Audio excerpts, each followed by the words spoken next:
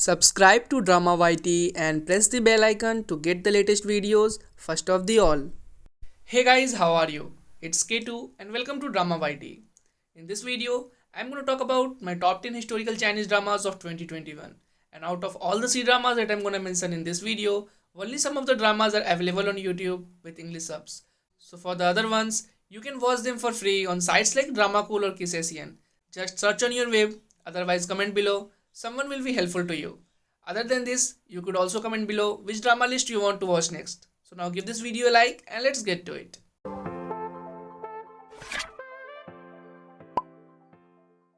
Number 10. My Heroic Husband.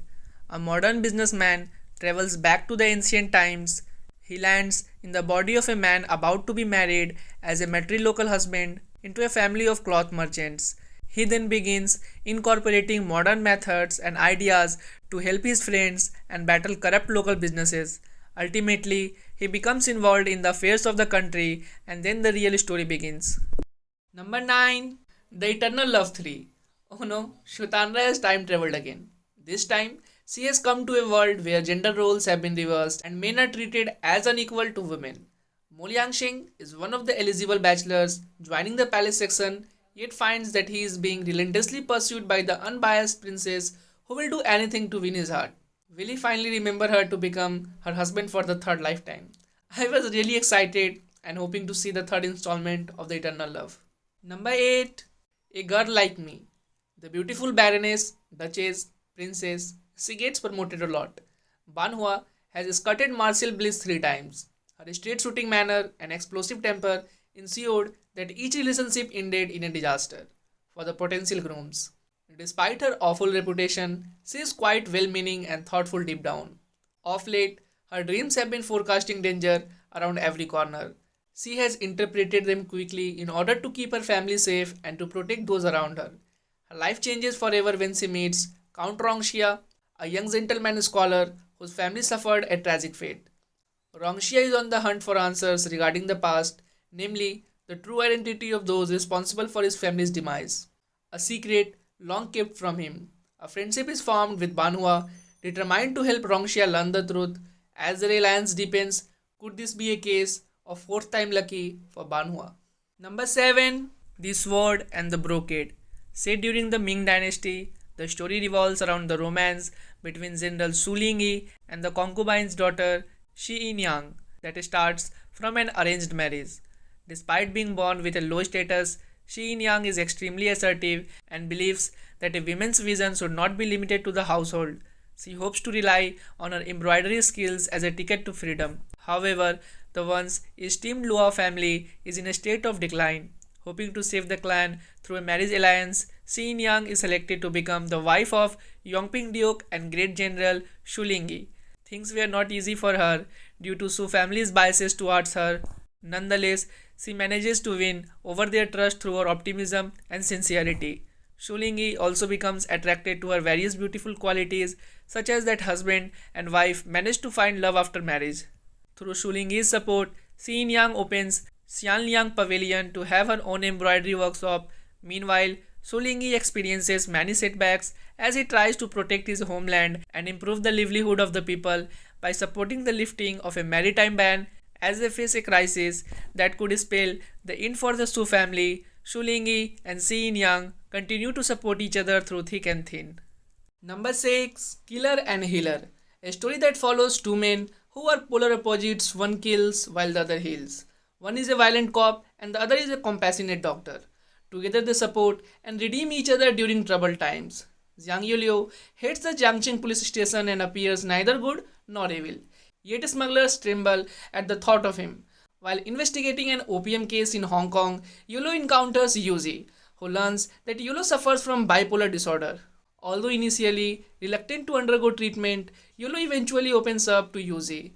Despite their differing values, they slowly become close friends. At this time, the secrets from the past start to bubble to the surface. Number 5. The Rebel Princess. Princess Wang Xuan is a woman who is no less than any man. She intends to marry her childhood sweetheart, the third crown prince. Soon this couple will fall victim to the prophecy that states to acquire thee is to obtain the world. The imperial family has become rotten to the core, as evidenced by their lavish spending with little regard for the welfare of the people. Wang Xian's father, the emperor, has found himself embroiled in court matters and is struggling to maintain power. In political maneuver, he decrees that the princess will wed Shaoxi, who comes from a humble background but has a strong desire to bring peace and prosperity to the nation. Together they form an alliance to save their homeland. In time, the two fall in love, for the princess is deeply moved and inspired by her husband's noble quest to create a better life for all. But their lives will be far from easy. On the wedding night, Shaoxi is forced to leave the capital. Ashamed and discouraged, Wang Xuan is then kidnapped by the Helen prince, who is enacting his revenge upon Shaoxi. Fortunately, the crisis becomes a blessing in disguise for the couple. However, they are surrounded by forces that threaten to destroy them and their ideals. The Wang and Xi clans are vying for power. The Empress Dowager schemes to separate them. The military has committed treasonous acts and Helen clan is now raised its flag in rebellion. Wang Xuan herself lead the army in order to defend the last stronghold, in hopes that Shaoxi can arrive in time with reinforcements. She will valiantly protect her husband as they deliver him to the safety. Number 4. The Oluo Continent. One of my favorite anime of all time is Soul Land. And if you guys have not watched that anime, I will recommend you to watch that anime first. Then you could watch or even consider to watch this drama. Having lost his mother at a very young age, Tang San grew up relying on his father just as much as his father relied upon him. Meticulous and mature from his age, with extraordinary talent and wit, he was sent to Nording Academy at the age of 16 to begin pursuing his dream of becoming a great soul master. There, under the tutelage of Yu Xiaogang, he befriends an orphan by the name of Xiao, and together they begin the long and difficult journey of cultivation. As time passes, the two friends draw ever closer, eventually swearing to look out for each other as siblings for life. As their power and connection grow, Ye Xiaogang realizes that they need more guidance that he can provide, sending the pair to the Shrik Academy. Tangshan and Xiao join 5 other prodigies from various academies in their journey of cultivation. Strong in their power, the 7 students become known throughout the land as the Shrik 7 Devils. When their fame ever growing, the talents of 7 are eventually noticed by a few very prominent nobles who invite them to continue their cultivation at the esteemed Tiando Royal Academy. Not long after accepting the invitation, the 7 Devils find themselves caught up in an imperial struggle for power. At the same time, Tang San uncovers a long hidden secret about his mother's death, suddenly facing battles on many fronts. Tang Shan finds himself forced to fight not only to protect those he loves but to bring honor to his sect, save his country, and complete his quest to become the greatest soul master of all time. Number 3. The Imperial Coroner. Young girl Chuchu came from a family of coroners. She meets Prince Xiaojinyu, a dignified prince in charge of criminal lawsuit, who appeared weak and sickly. Prince Xiao lacks reliable manpower to investigate case, while Chuchu lacks people to set up, take charge, and be a man. Together they manage to unravel a shocking case that has dragged on for 18 years. After solving the case, she won the Imperial's approval and is finally certified as the Imperial Coroner, fulfilling her life goal. Number 2. The Long Ballad. The year is 626 CE and the realm and its political center Chang'an are second to its core by the Xuanwu Gate incident, a successful palace coup to take charge of the Tang dynasty. A scheming prince leads the blood coup and kills the family of Li Changyi during the raid, although she manages to escape. Now the prince has placed himself on the imperial throne and rules as Emperor Taizong. Li Changyi has her mind firmly set on revenge and musters a powerful army intent on overthrowing the new emperor. But her plans are thrown into disarray when she suffers an unexpected defeat against the armies of Eastern Turki Khanate.